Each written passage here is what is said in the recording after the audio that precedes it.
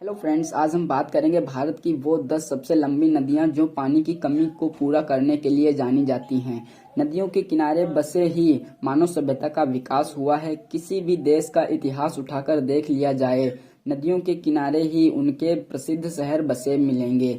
भारत में भी कई नदियां बहती हैं जो उनकी अर्थव्यवस्था को बढ़ावा देने का काम करती हैं।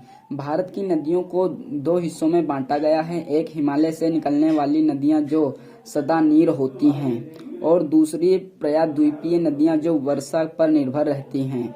आज हम आपको भारत की सबसे लंबी नदियों के बारे में बताएंगे जो इस देश के कई हिस्सों की प्यास बुझाती हैं। हेलो फ्रेंड्स, मेरा नाम है अभिषेक और आप देख रहे हैं अपना YouTube channel India in world. ऐसी ही एजुकेशन वीडियो देखने के लिए हमारे चैनल को सब्सक्राइब करें और बेल आइकन को जरूर प्रेस कर दें, जिससे हर नोटिफिकेशन आप तक जरूर पहुंचे। फर्स्ट पॉइंट है गंगा नदी। ये भारत की सबसे लंबी नदी है। हिंदू धर्म में इसे सबसे पवित्र नदी माना जाता है। इसकी लंबाई 2525 किलोमीटर है। यह गंगोत्री से निकलती है और उत्तराखंड, यूपी, बिहार, बंगाल होते हुए बांग्लादेश पहुंचती है और बंगाल की खाड़ी में समंदर में समा जाती है। यमुना, कोसी, गोमती, सोन, घाघरा इसकी कुछ सहायक नदियां हैं।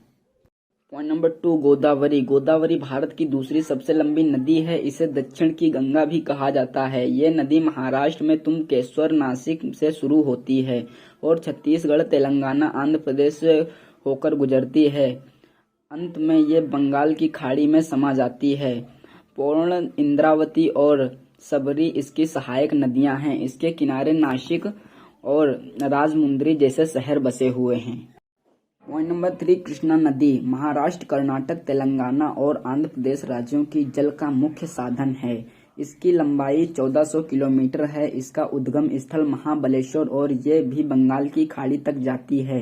कृष्णा नदी की मुख्य सहायक नदियां भीम, पंचगंगा, दूधगंगा हैं।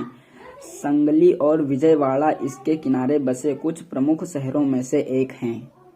पॉइंट नंबर 4 है यमुना। यमुना रिवर के किनारे बसी है। देश की राजधानी दिल्ली के सरिता यमुनोत्री ग्लेशियर से निकलती है। शारदा, ऋषि गंगा, हनुमान गंगा और इसकी सहायक नदियां हैं। ये उत्तराखंड, हिमाचल प्रदेश, दिल्ली, हरियाणा और उत्तर प्रदेश जैसे बड़े राज्यों से होकर गुजरती हैं। इसकी लंबाई 1376 किलोमीटर है। पॉइंट नंबर 5 है नर्मदा नदी। अमरकंटक से निकलने वाली इस सरिता को रावी रिवर भी कहा जाता है। इसकी लंबाई 1312 किलोमीटर है। ये देश की दूसरी नदियों की तरह पूर्व की ओर नहीं, पश्चिम की ओर बहती है। गुजरात और मध्य प्रदेश की लाइफ लाइन भी इसे कहा जाता है। इसके जल को भी लोग पवित्र मानते हैं। ये भी भारत की सबसे लंबी नदियों में से एक है। पॉइंट नंबर 6 है सिंधु नदी। ऐतिहासिक सिंधु घाटी सभ्यता के किनारे बसी है। ये मानसरोवर झील से निकलती है और लद्दाख, गिलगित और बल्टिस्तान होते हुए पाकिस्तान में एंटर करती है। सोन, झेलम, चेनाब, रावी, सतलुज और व्यास इसकी कुछ सहायक नदियां हैं। इसकी कुल लंबाई 3180 किलोमीटर है। पॉइंट नंबर 7 है ब्रह्मपुत्र नदी। इस रिवर को असम की जीवन रेखा भी कहा जाता है। मानसरोवर झील के पास बने अंगसी ग्लेशियर चीन से निकलती है। इसकी लंबाई 916 किलोमीटर है।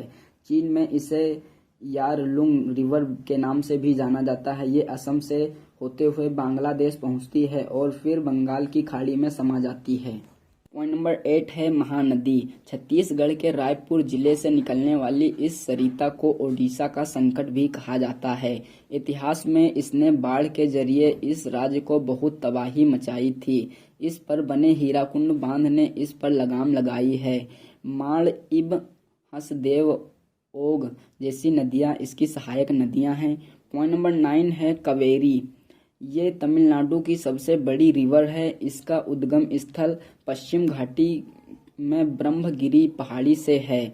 यहाँ से ये कर्नाटक राज्य होते हुए पूर्वी घाटी में जाती है और इसकी लंबाई 800 किलोमीटर है और फिर बंगाल की खाड़ी में समुद्र में मिल जाती है।